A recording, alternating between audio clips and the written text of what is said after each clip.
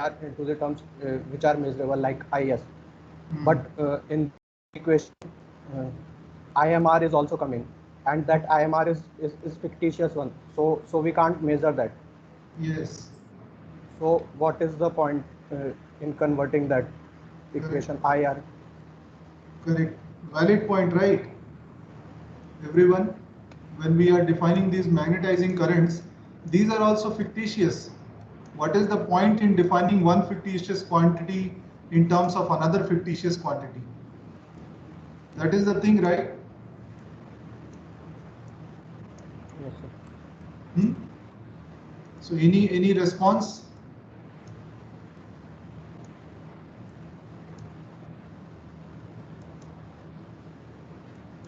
Any response?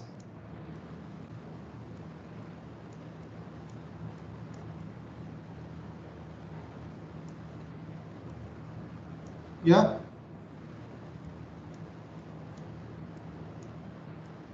Okay, so simple analogy I can give you as of now, then we will see the same thing happening also.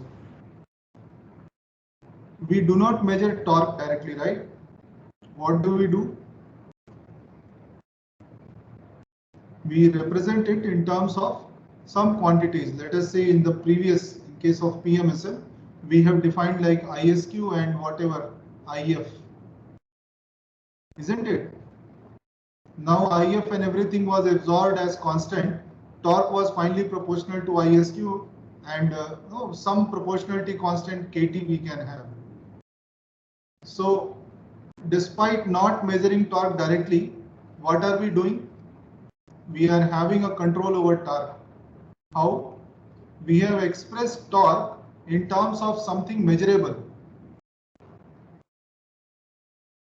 Understanding my point? Yes, sir. So this is the same thing with any other quantity. Let us say if we are considering IMR, we should be able to define in terms of the measurable quantities. Which are the measurable quantities? ISD, ISQ. We should be able to define it like that. Then only we can control and do any operation. Getting my point? This is the purpose of modeling. You represent each and every quantity which is not measurable directly in terms of what is measurable directly. And that is how we can have the equations. That is how we can have the model, which is controllable. Getting my point? Yes. So this is what we will see, and this is where all these things will be useful. When you see this replacement or this replacement, these will be useful there. Are you getting my point? Yes, sir. Everyone? Yes or no? Yes, sir. So now let us take this rotor equation first and try to see what happens when we replace this IR in terms of IS and IMR. And we will use this equation because we are replacing in the rotor reference frame. So let us see what we get.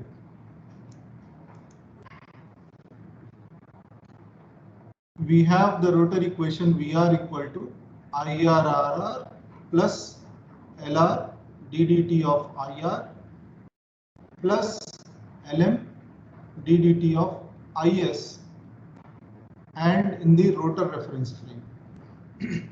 So VR is 0, that we know. So we can replace it by 0 vector.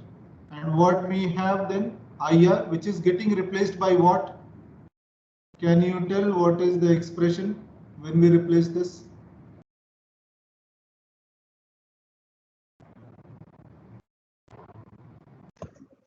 Anyone?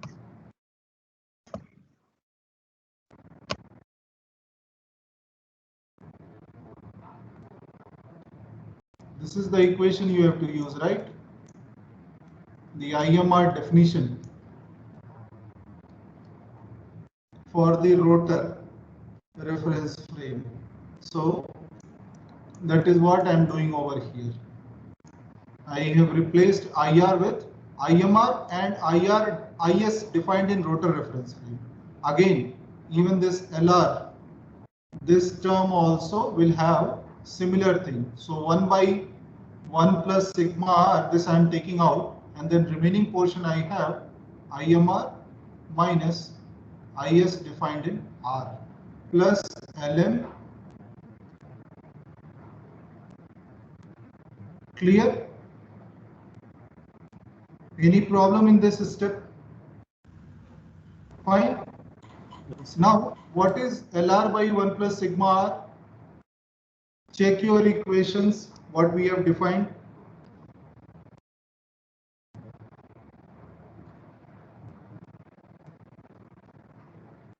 Check what we have defined. What is LR by 1 plus sigma R?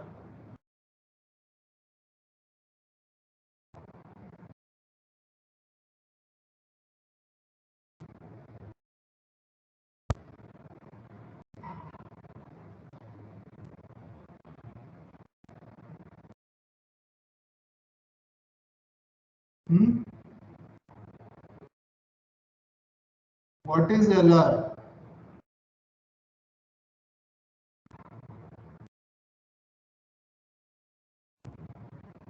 You are muted, Pooja. Is Sigma R. Sir, it will be LM. Yes. So LR is what? LR is nothing but LM into 1 plus sigma R. This is what we have defined. So LR by 1 plus sigma R is nothing but LM. Is it not? The total rotor inductance is nothing but the magnetizing plus leakage, and leakage we have represented as rotor leakage coefficient into the magnetizing inductance. This is what we have defined. Sigma R is equal to LLR by LM. So this is where all these equations, whatever we have defined, all these terms will start coming handy. Now this you can simplify as LM. So 0 vector equal to RR by 1 plus sigma R times of IMR minus IS e raised to the power. What here it should be? In the rotor reference frame? Minus J epsilon. Minus J epsilon. Plus LM ddt of, you can take out these two terms separately, IMR here, and then plus, sorry, this should be minus,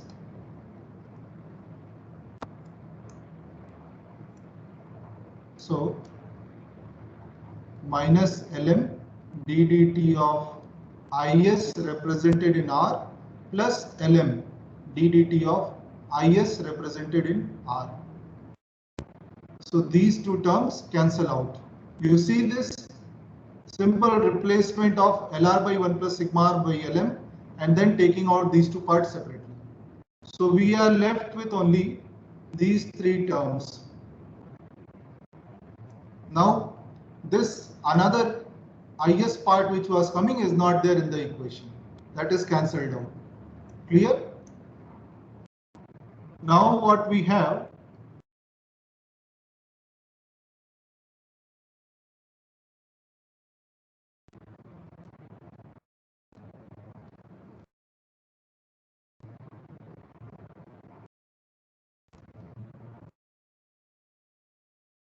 so IMR is defined in what reference frame here in this equation?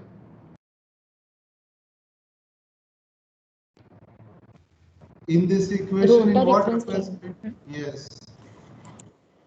So every quantity here is in rotor reference frame, correct? So if you take out e raised to the power minus j epsilon and multiply on both the sides, what will come out?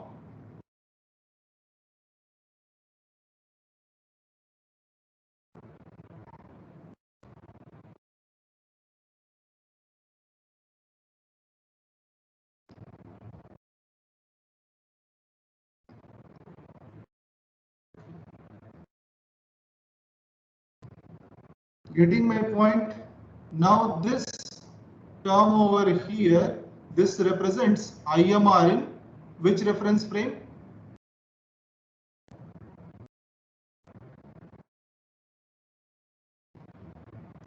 Understanding my point? So the rotor quantity or rotor vector we have multiplied by e raised to the power j epsilon. So where does it go? It goes in the stator reference frame. This point is clear or not? Yes, sir. Everyone? Yes, sir. Yes, sir. Yes, sir. IMR Yes, sir. was defined in the rotor reference frame, but if you multiply by this unit vector e raised to the power minus j epsilon, which is equivalent to you are transforming IMR to stator reference frame. This quantity or this term is changed to stator reference frame, but not this. This is after the d by dt term. This is not inside the bracket.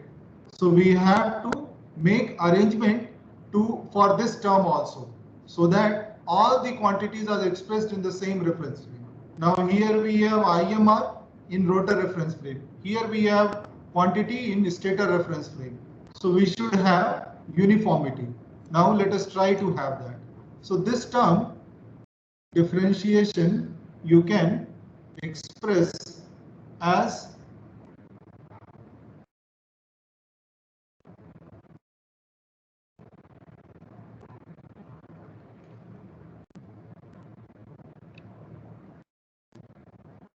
ddt of IMR e raised to the power j epsilon minus IMR and ddt of e raised to the power j epsilon. Is this clear? The product of the two terms, if you differentiate, there are two parts, one this, another this. So this second part I am writing as the total minus the second term.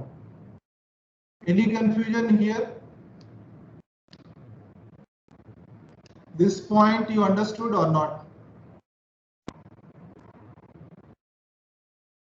This is simply, if you have two terms A and B, you are doing dA by dt plus dB by dt. Now if I have to express dA by dt, I can write like, yeah, here is B and here is A, of course. So if I have to write this,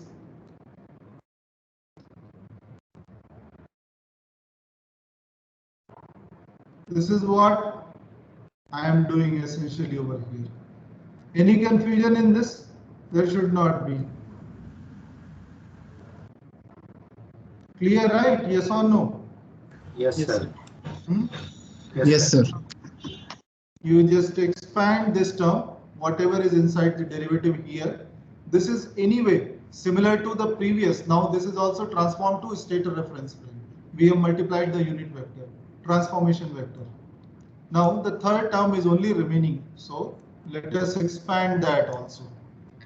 We have 0 vector.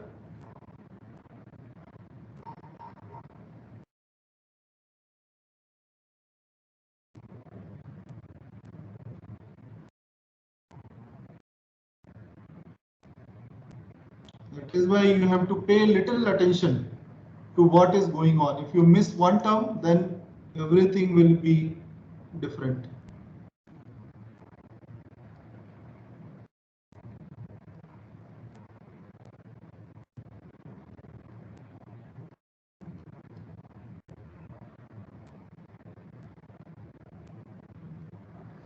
This is fine. I only opened this derivative term over here, nothing else.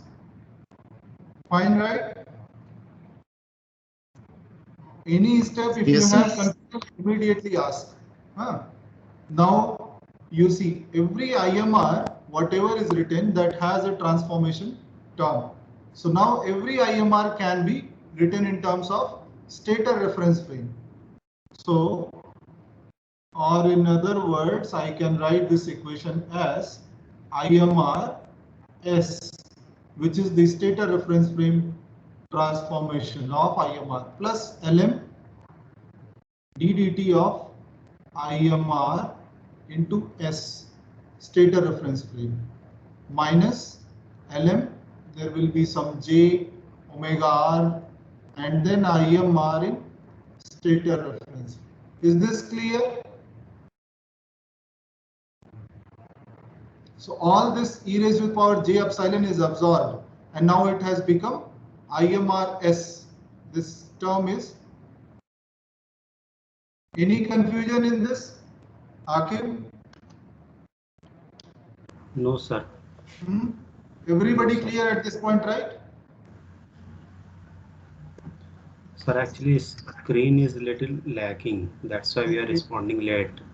Okay, okay, let it come. What are you seeing now?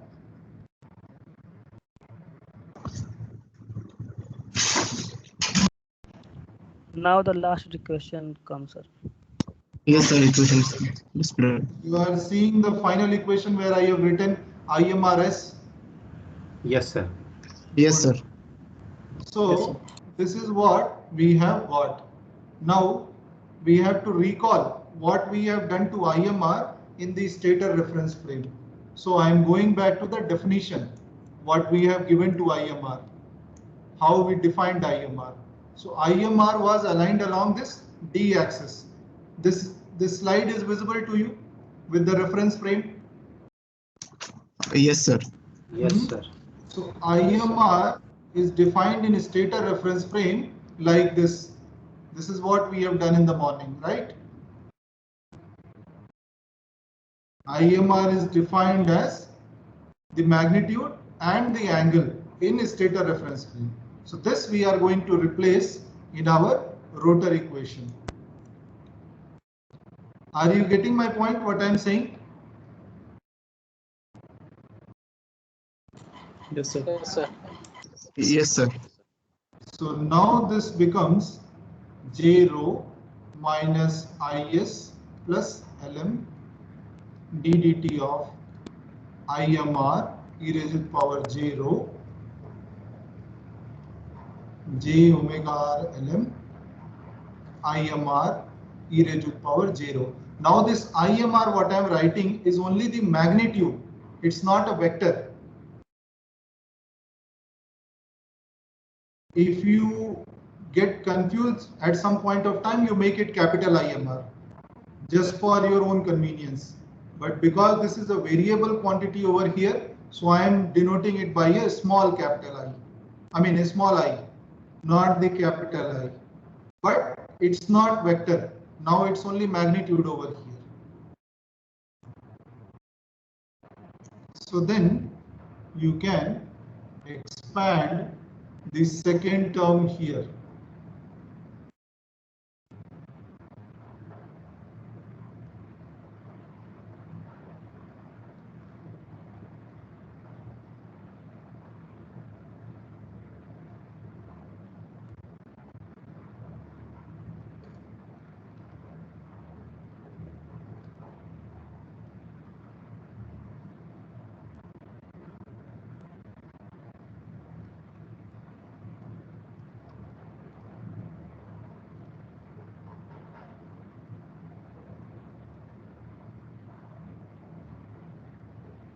Is that clear? Yes, sir. Fine. Now you see how beautifully this comes out in two different terms, and that will give you two important quantities in the machine model. So now this e raised to the power j rho is there. You can multiply by e raised to the power minus j rho on both the sides. So the equation will look like is e raised to the power minus j rho plus ln d dt of IMR magnitude plus now here omega this Lm IMR e raised to power j rho, all this is common. So you can simply represent this as Lm common omega s minus omega r. What is omega s minus omega r?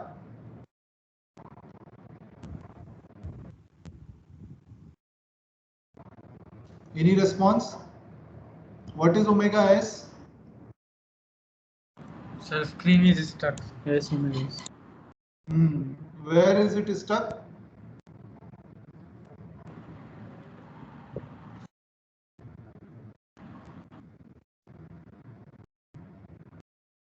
Synchronous speeds. Hmm? Synchronous speed. Yes, tell me.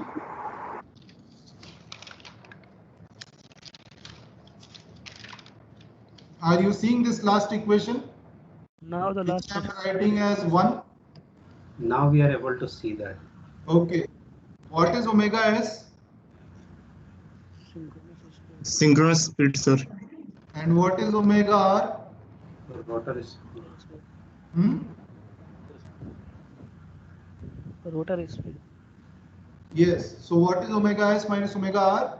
slip speed. S into Yes. omega s. Slip, sir. Slip speed. Correct. So now you see, in case of your PMSM, these two were similar. So this term was going off. It would have gone off. But Yes. here in case of induction motor, you will have slip speed coming over here in the equation. Now you see e raised to power minus j rho is coming only over here with the stator current. So what is this quantity? This is nothing but dq transformation of is vector, which is isd plus jisq. Sir, Yes. sir, please refer the equation, sir. Third one. Means from last third equation, sir. Sir, please. So when we convert IMR e ke power j zeta into Rho. IMRS. It's No, sir. rho. Sir, और ऊपर, sir. Acha. This one? Equation in the box? Yes, sir. Equation in the box, Okay. sir. Then? Sir, it is not display, sir. Okay, let Sir. it come. Yes, sir.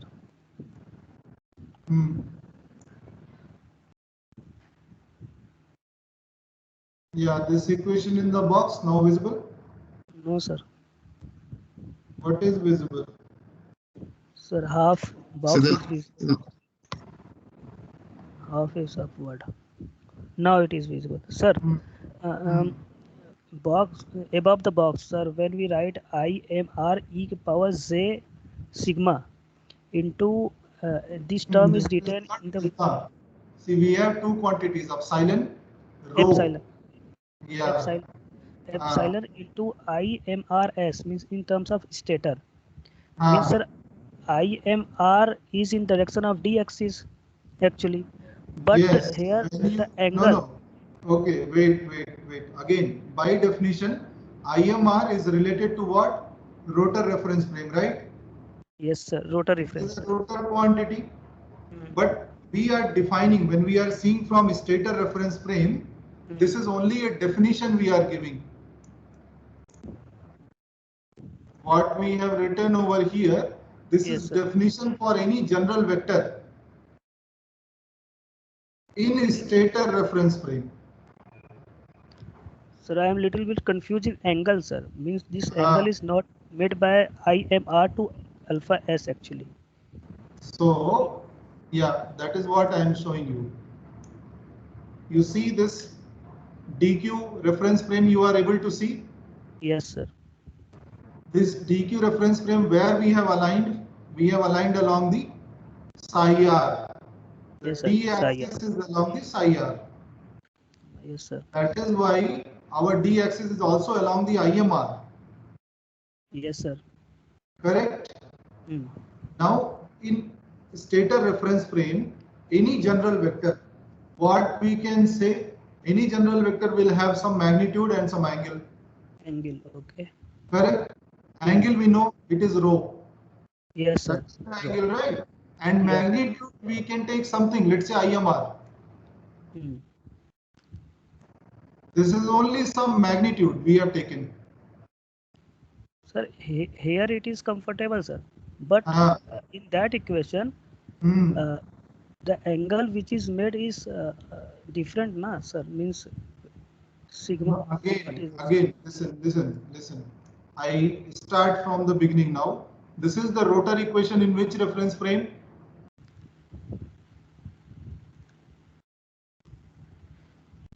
In which reference frame this is?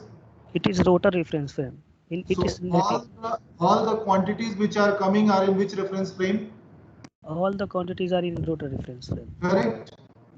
When we have defined IMR, we have defined the vector in which reference frame? It is IMR is rotor reference frame actually. Rotor reference frame. Yes. Now any vector which is in rotor reference frame, if you multiply by e raised to the power j epsilon, where does it go? No, sir. This is the confusion. If we Ah. refer to J, any angle which is made by IMR to rotor stator reference. No, not the angle made by the vector, but the angle made by the reference frame. This is what I said. What is your native reference frame and what is your final reference frame or the new reference frame? The angle between that reference frames. Okay. Understanding my point? Every Yes. quantity defined in rotor reference frame, if you have to define back in stator reference frame, what do you multiply? E raised to power j epsilon. J epsilon. You are coming back here. This is minus epsilon angle. If you are going from stator to rotor, that should be epsilon. Is that clear to everyone? Yes, sir. To everyone, this point is clear? Yes, Yes, sir. sir. Yes, sir. When we have multiplied e raised to the power j epsilon, let us say if we take this equation over here, when we have multiplied e raised to the power j epsilon to IMR, what we have done? We have transformed the IMR into which reference frame? Stator Sir reference. Prakash, So stator reference. this is clear to everyone, right? Naveen, Vishal, Gopal. Yes, sir.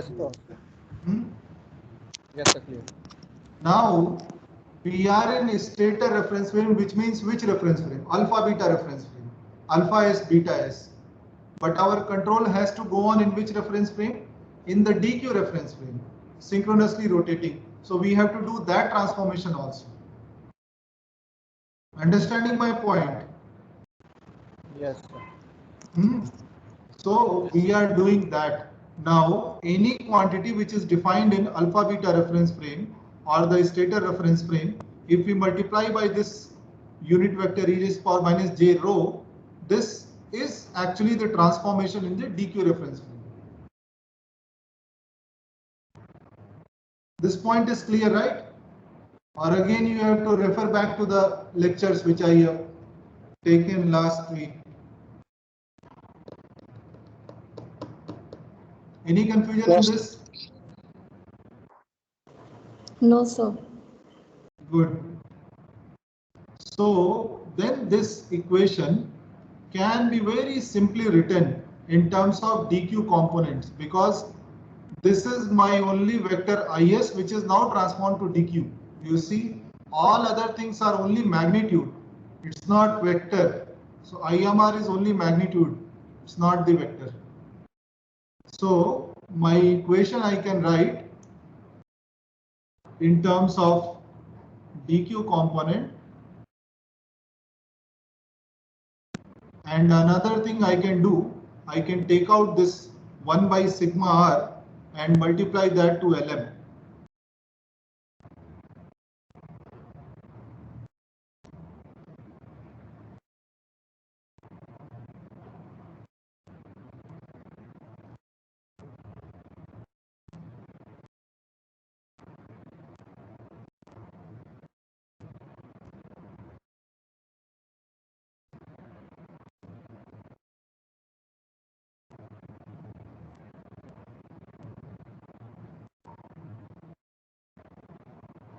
And this is my slip speed.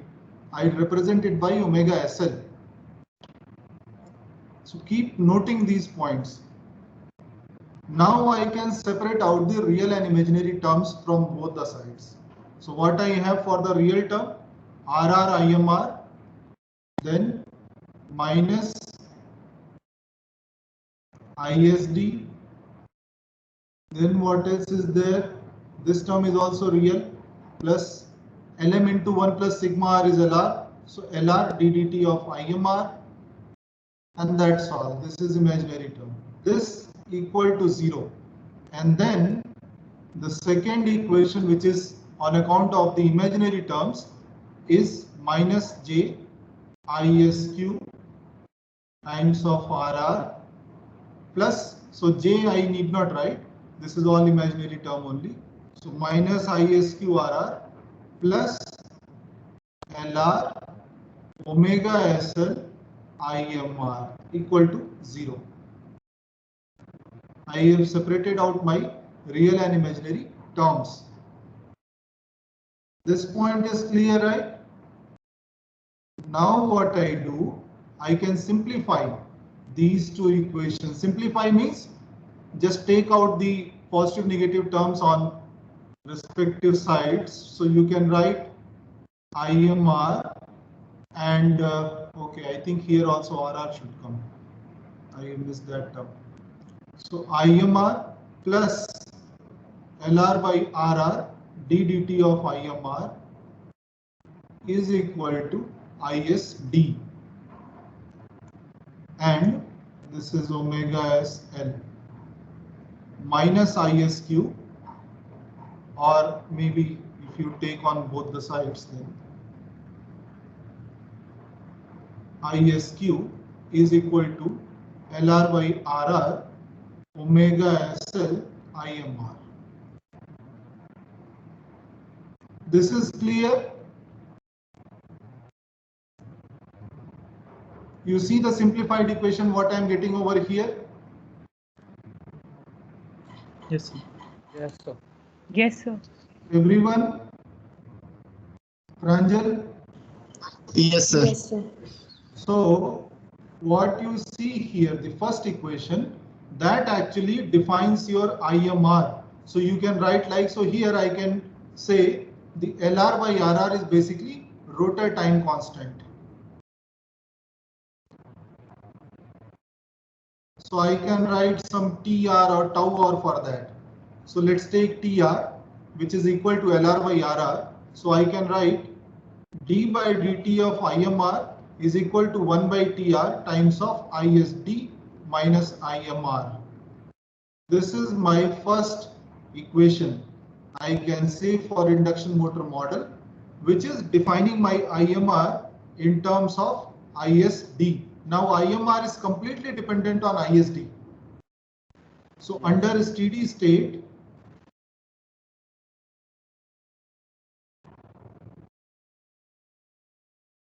my IMR is going to be equal to ISD, because steady state meaning d by dt of IMR will be 0. So in case of steady state, my IMR will be equal to ISD. But under dynamic condition, this equation will define how IMR would respond to any change in ISD. Understanding my point? Now how IMR is related to ISD? Gopal? Yes, sir. Clear? Yes, sir. Clear. So this is the first equation. Now what is the second equation telling? Second equation is giving relation for your slip speed, omega SL, in terms of ISQ, IMR and the TR. So this is nothing but ISQ by IMR and multiplied by 1 by TR. So you can compute your slip speed when you know ISQ and you know IMR. This is the second equation. Understanding my point? Yes, sir. A little bit heavier. What happened? Screen is stuck, sir. Means Ashutosh, little louder. Sir, lagging, screen sir. is Means lagging. we are not able to see. Sir. Okay. Let's wait then couple of minutes. Or perhaps let me rejoin if it is disturbing so much.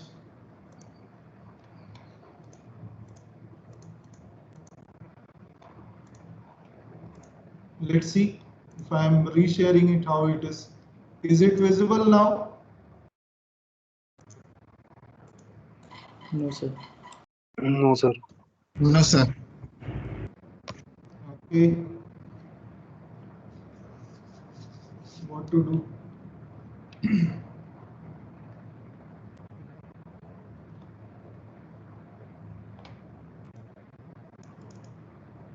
Okay, let me try rejoining once.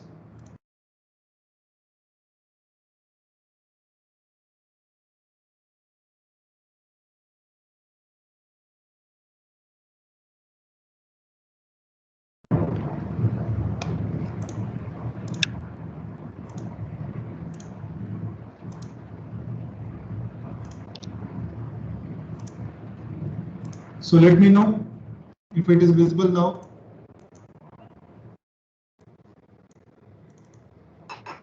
Yes. Yes, sir. Now it is visible. Visible to everyone? Yes, sir. Yes, sir. Yes, sir. So Yes, now, sir. do you see these equations, how they have simplified? So rotor side Yes, sir. equation has given us two equations, one which is defining IMR in terms of ISD and another which is defining the slip speed in terms of ISQ and IMR. Correct? So one part of the modeling is done. Now we have to go for stator equation, which is little bit more involved. So can I move to stator equation now?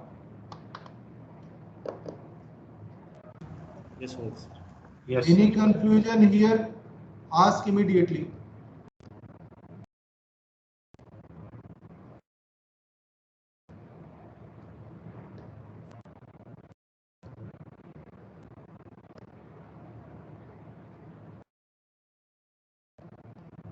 Okay.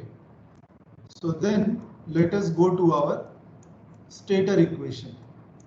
Now stator equation will be in which reference frame?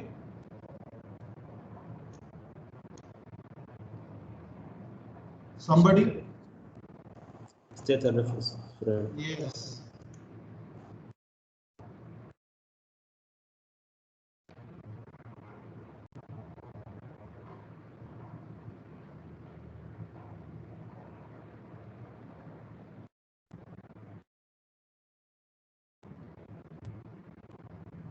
Now we have to replace this IR, which is defined in stator reference frame.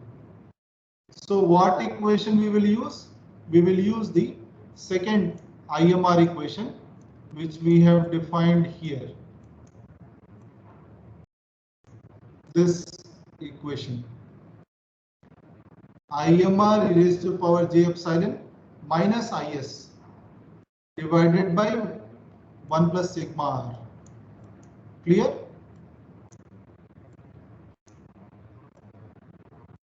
So let us expand.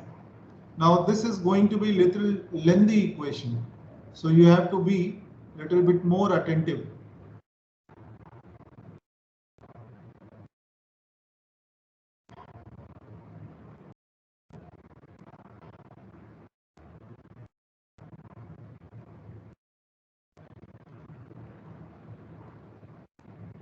Is this clear?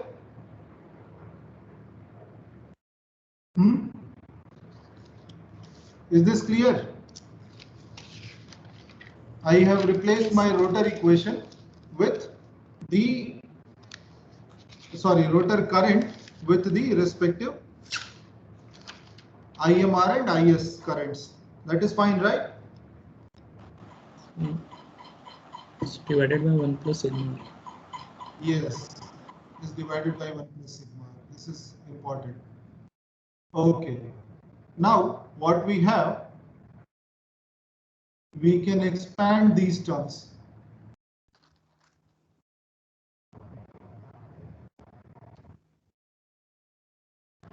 And this term we know what this is. This is IMR in the stator reference frame, isn't it?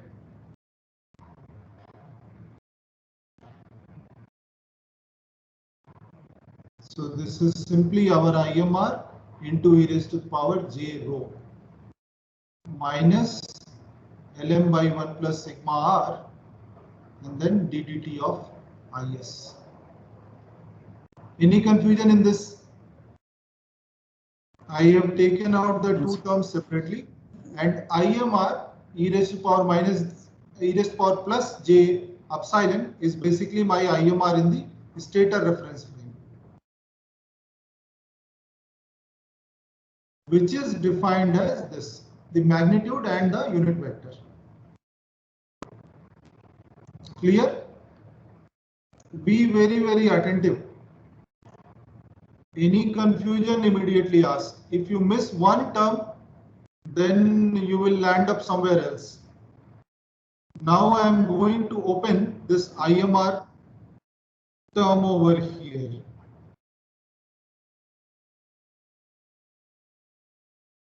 So this will become d by dt of IMR e raised to the power 0 plus differentiation of 0 e raised to power 0, and then the same term repeats. So ln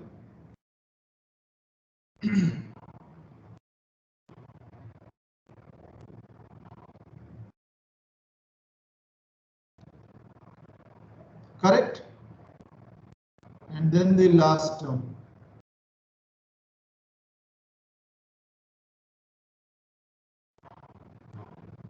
So you really need a big board now to write the stator equation.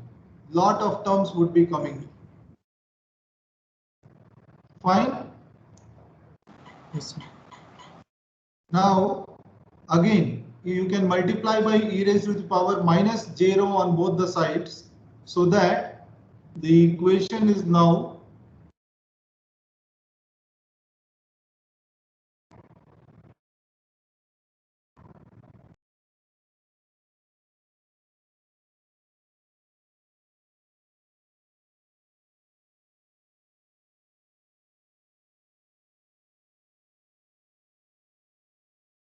given like this.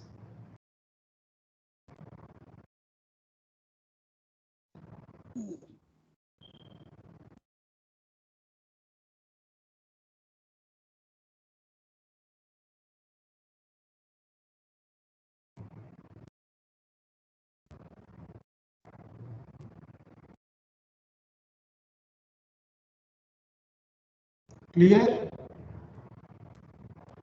I have simply multiplied by the unit vector e raised to power minus j rho on both the sides of the equation.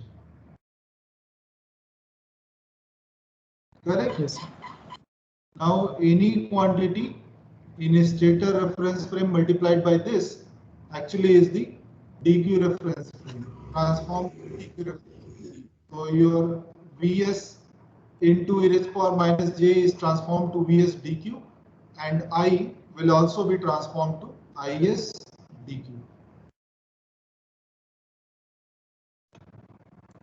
So then I can write, so these two terms can be clubbed, one here and one here, so a lot of things are common. I can do that. So Vs in dq, here Is is also in dq.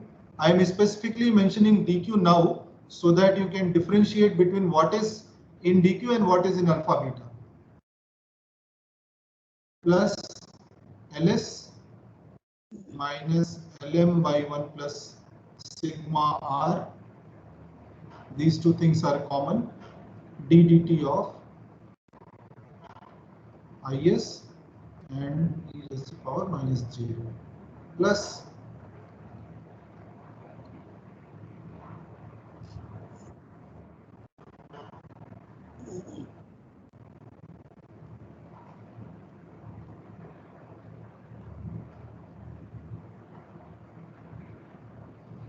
is that clear? That is clear, Yes, right? sir. Yes, sir. Now, similar to what we did for the previous IMR derivative term, I will take the same thing over here. So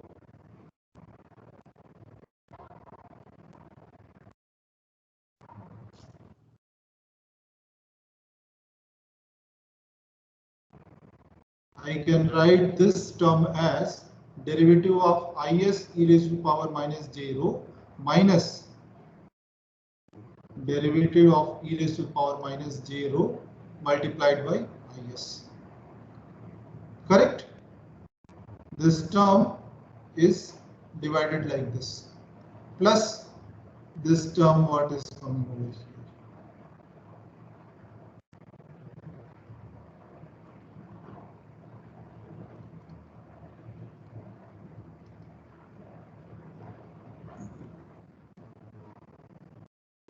Okay. Any issue here?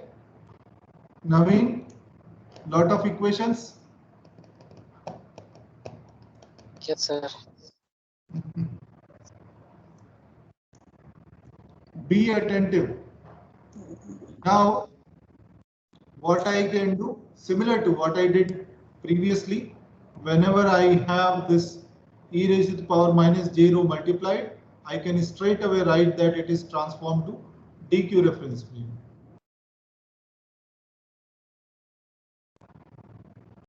So d dt of is in dq reference frame minus, again if you expand this term it will become like plus j omega s is e raised to the power minus j rho plus the extra terms which are there.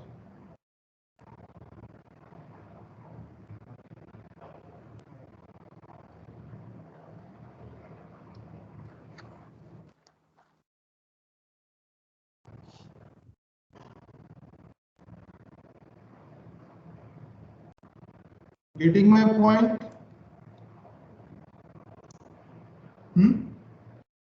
Now this also I can write as is in dq reference frame.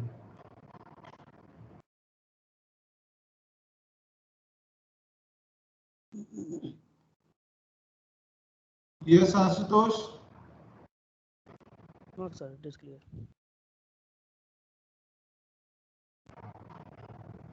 Screen is not lagging, no? No, sir. No, sir. No, sir. Good.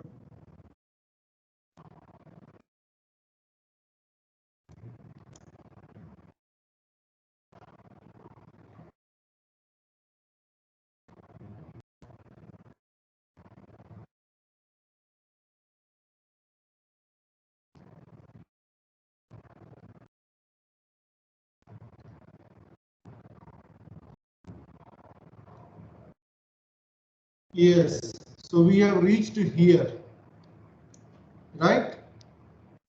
Every quantity is now in dq domain. IMR is only magnitude, don't confuse with the vector. So every quantity is now in dq reference frame. Is that fine?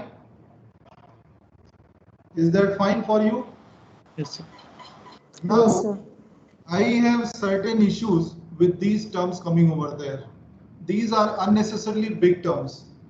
Ls minus Lm by 1 plus sigma r. No, writing is also a little bit inconvenient. Then Lm divided by 1 plus sigma r, then again repeating that thing. So can we do something for this? Let us see. Now, if I write this Ls minus Lm by 1 plus sigma r, so equations should look little bit elegant, little bit nice it should look, not unnecessarily so many terms coming here and there.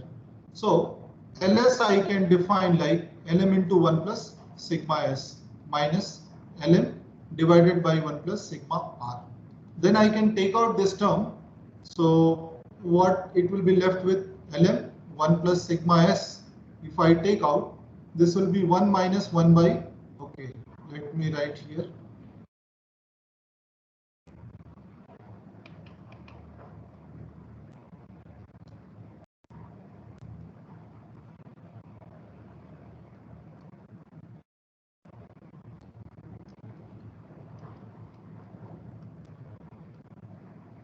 See, all these are constants. We can compute very easily. But the problem is when we are writing equation, this should look simpler. So then it is easy to understand what is happening. So what I can do, this is anyway your Ls. Lm into 1 plus sigma s is your Ls. Now this I can define another term, let us say sigma, which I can call is total leakage coefficient. because this contains both sigma s and sigma r. So sigma I am defining as total leakage coefficient. 1 minus 1 by 1 plus sigma s multiplied by 1 plus sigma r. So then this whole term I can write as sigma ls. So whatever I am writing here, this whole thing I can write as sigma ls. Is that clear? And when I have done that, then Lm by 1 plus sigma r is what? Ls minus Ls sigma, which means 1 minus sigma times of Ls, isn't it? So both my unnecessarily big terms are defined in terms of 1 or 2 parameters, sigma and Ls. Earlier we had lot many things, Lm, sigma s, sigma r, Ls, lot of things were there. Now only 2 parameters, one is sigma, one is Ls. So one term becomes your sigma Ls, another term becomes your 1 minus sigma Ls. Is it clear? Simple. Whatever we are trying to make our equation look good. So this we can take now.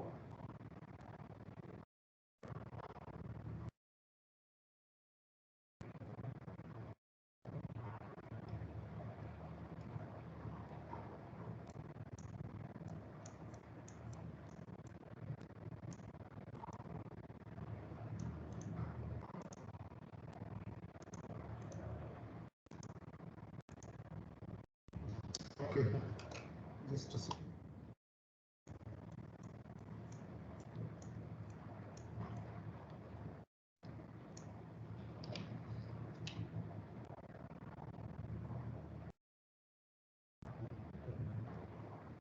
Sometimes writing is simpler than copying.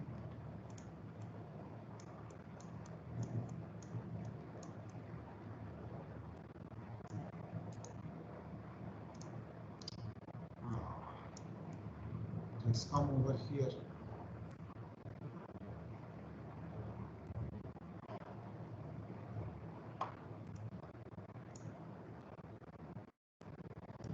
Okay, just one more moment.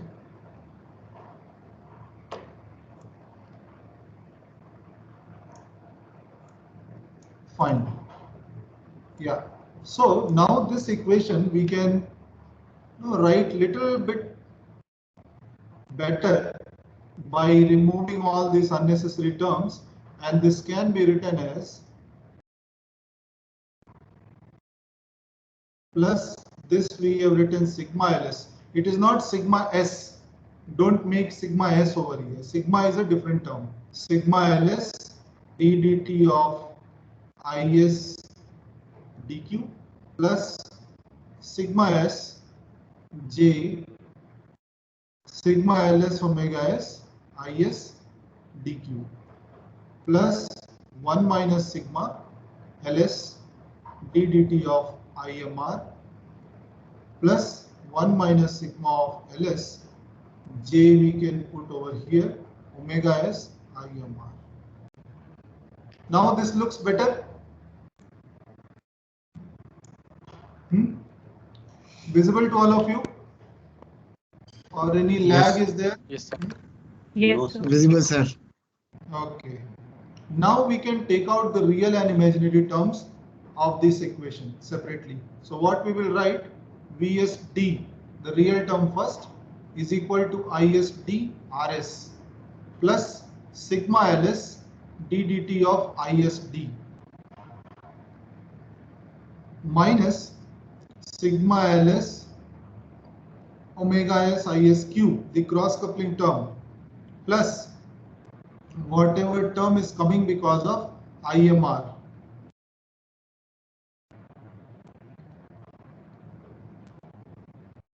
This is our third equation, the equation for the d-axis current, which we have got from the stator equation. Now the fourth equation, which is our q-axis voltage equation, VSQ is equal to ISQRS plus sigma Ls ddt of ISQ plus sigma Ls omega S IS D, and then we have plus 1, this 1 minus sigma Ls omega S IMR.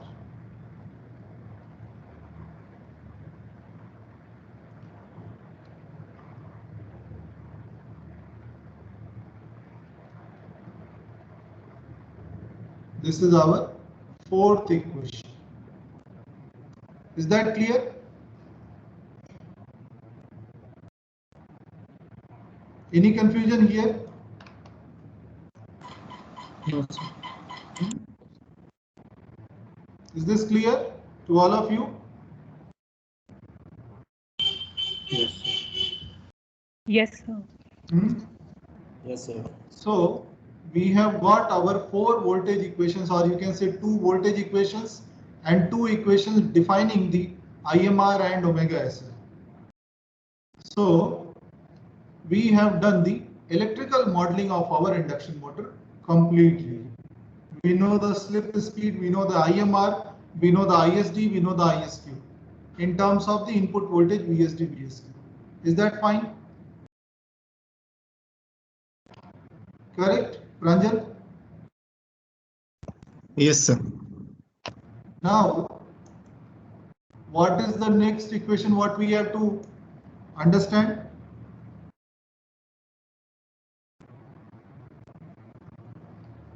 What is the next equation remaining?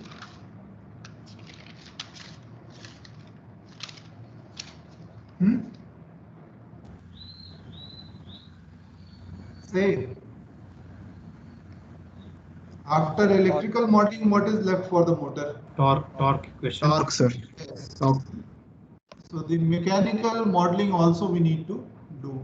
And here what is most important thing is electromagnetic torque. Is that fine?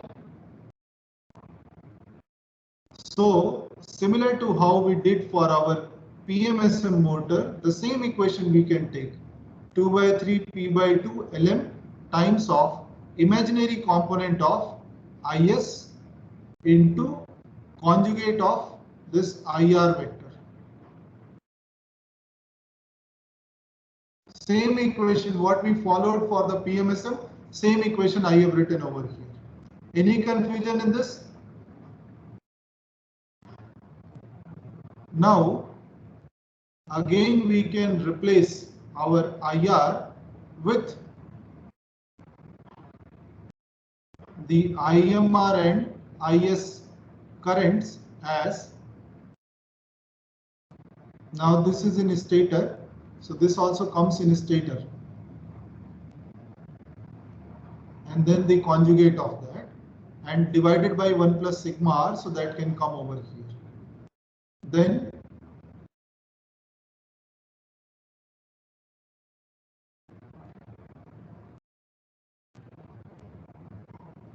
we have IS vector getting multiplied with IMR e raised to the power 0 and IS conjugate. So when we have same quantity getting multiplied and conjugate with the same vector, the imaginary part is 0. So imaginary of any vector A and vector A conjugate is 0. So basically this into the conjugate is the magnitude square, something like that. Okay, that's a real number always. So imaginary term will cancel out. So this is the thing. So we can ignore our IS part. This part can be ignored because we are multiplying with IS. So imaginary part is going to be 0. So what we are left with actually,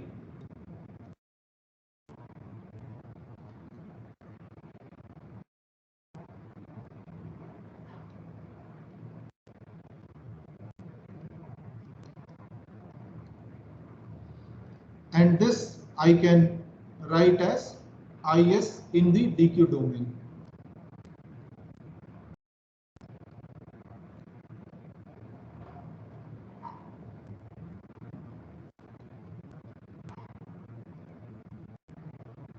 So in the DQ domain, what we have? ISD plus ISQ.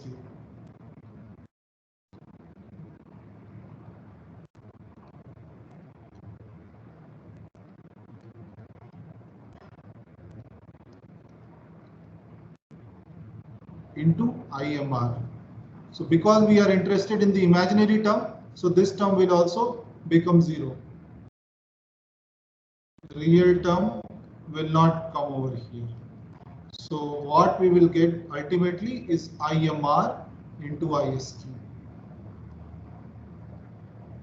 Simple equation for torque in terms of the magnetizing current and our Q axis current, stator current. Again, this Lm by 1 plus sigma r you can write as 1 minus sigma times of Ls and then IMR and then ISQ. So if you keep your IMR fixed at some value, then we can say that torque will be proportional to ISQ, similar to any other motor. What we have seen for PMSM, what we have seen for DC motor, if the flux is constant, it is proportional to armature current. It is true over here as well. If we keep IMR fixed, which means the value of flux is constant, then our torque is only dependent on the Q axis current. Clear? Yes, sir. Ashutosh? Sir. Now we are done with getting our torque equation in terms of the known current values. So then we can write our mechanical equation. J d omega m by dt is nothing but tau electromagnetic minus tau load minus b times of omega m. This omega m is mechanical radian per second. We are measuring our speed with some sensor. Correct? We are getting direct feedback for our omega m value. So what we do, if we have to get the synchronous speed, we have to do this.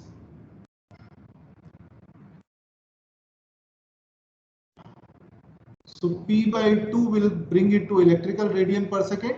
And then if you add your slip speed, this is nothing but your synchronous speed omega s. In case of PMSM, you were directly getting the synchronous speed. Here you need to add the slip value to get the synchronous speed. Is that clear? Yes, sir. Yes, sir. These 6 equations define the whole modeling of your induction motor. Am I clear? Yes, sir. Okay. Now let me write again these equations so that for record we can have everything together.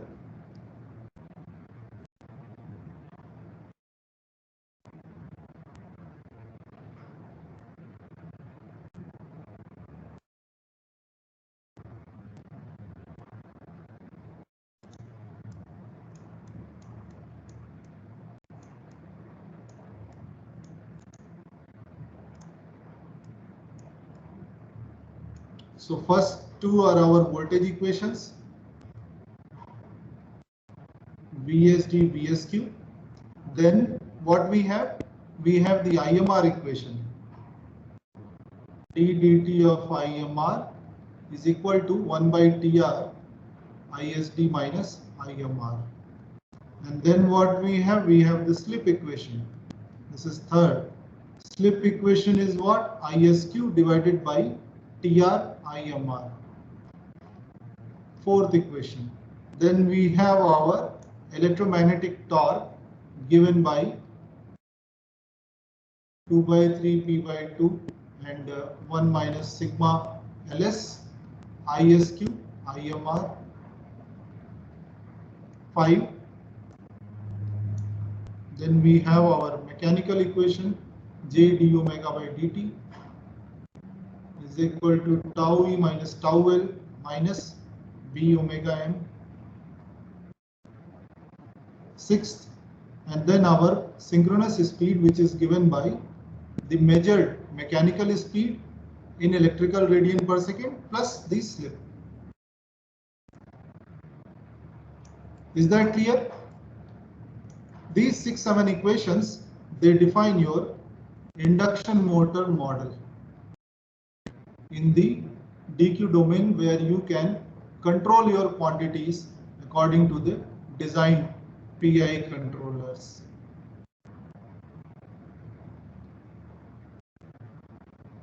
These 6 equations which are given in box plus the torque equation what we have derived. Clear?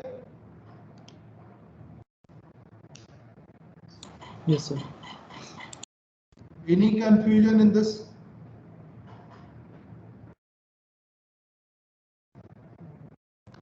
So this is what we call as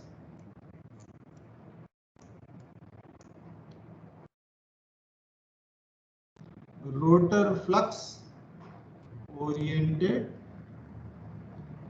model of induction motor, and that is why the control which we will be doing will be rotor flux oriented control.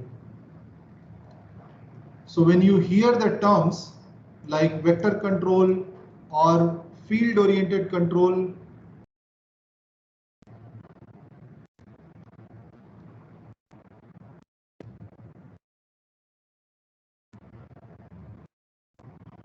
these all terms indicate this, whatever we are doing.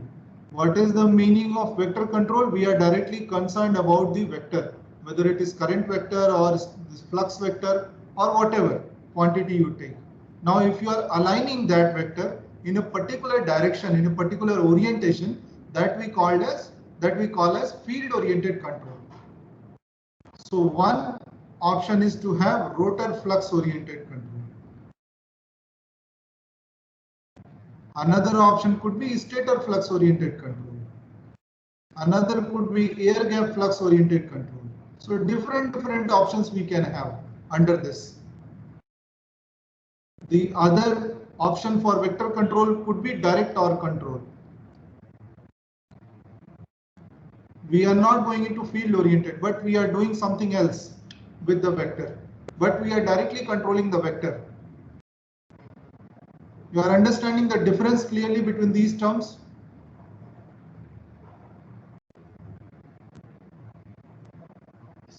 Understanding my point? Yes, sir. Yes, sir. So if someone asks what is vector control, you tell when we are doing control as a whole for the vector. And then a specific thing would be field oriented control, when we are orienting the vector in a particular direction, in a particular field. That is what is our vector control in the field oriented control. And then in the field oriented control, we can have several options, whether you go for rotor flux oriented, stator flux oriented, or air gap flux oriented, or anything, whatever you want to define.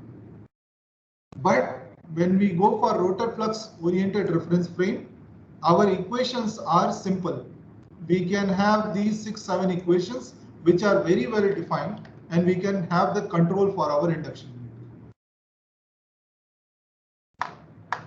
Understanding my point?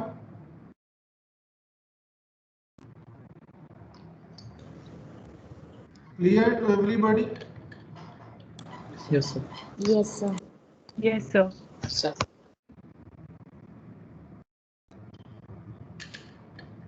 So I assume there are no questions up to this point.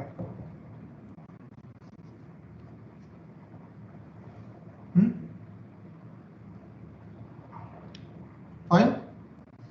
Now some things you try to understand what this equation is saying.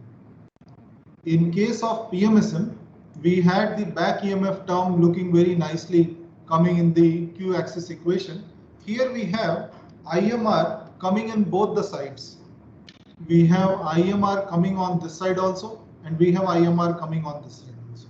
We should be able to understand what this equation is saying. So these both the EMFs which are coming over here, you may call as some speed EMF or something.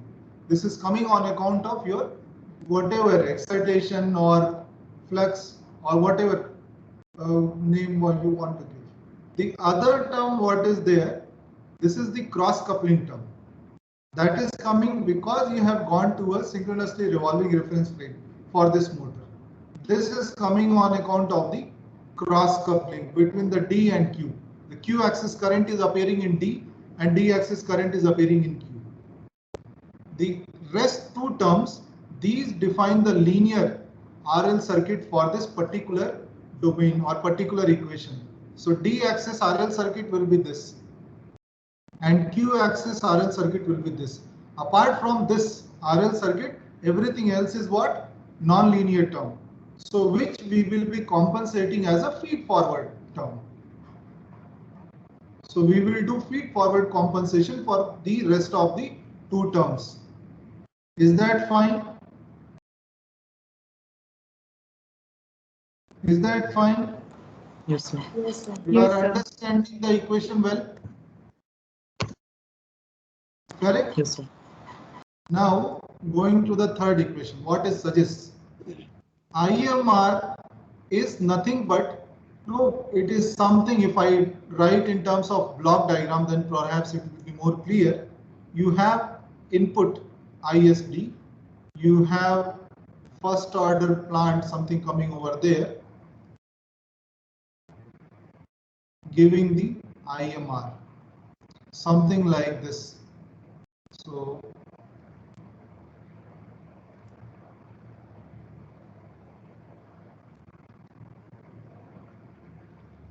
understanding my point? What it says basically that your rotor is nothing but an RL circuit. The moment you feed your ISD, let us say you are increasing your ISD from one level to another level, you have given a step input. Your IMR will not change immediately. It will have this time constant TR. So it will slowly go and change. There is a pole associated with the rotor flux or rotor flux current. So between your ISD and IMR, there will be some lag. But in the steady state, these two will be equal. Understanding my point? So whenever you change your ISD, you have to understand that there is some time lag before your flux actually responds to that, or your current, rotor magnetizing current responds to that. And that delay is associated with your rotor time constant, LR by RR.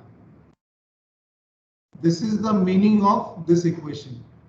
You can rearrange, you can write in this Laplace transform form, and you will get this kind of model. You are feeding IS and you are getting IMR only with the first order delay. This 1 by 1 plus STR is first order delay.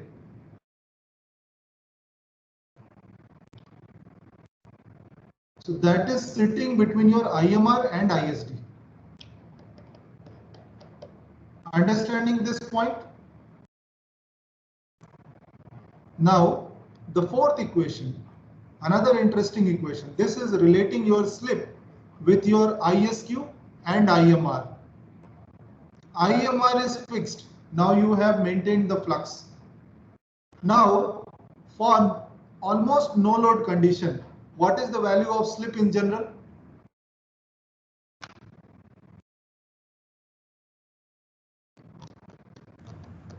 Is it small or large? What it is at no load?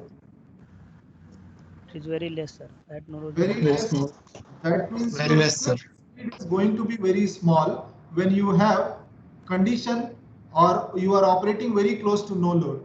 So no load means what? Your ISQ will be very, very close to zero, and so is your slip speed. So this is how beautifully it is relating with your loading and your slip speed. So whatever explanations you had from your torque speed characteristic, same thing you can see over here. ISQ is related to torque directly. If ISQ is very close to zero, torque is very close to zero. Speed is very close to slip speed. This is nothing but relating your torque speed together. I think you may try to work out your torque speed characteristic from these two equations sometime and see what you are getting. Understanding my point? Alhaj?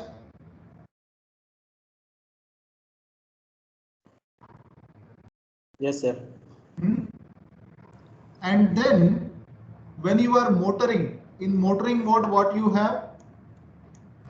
You have positive value of ISQ.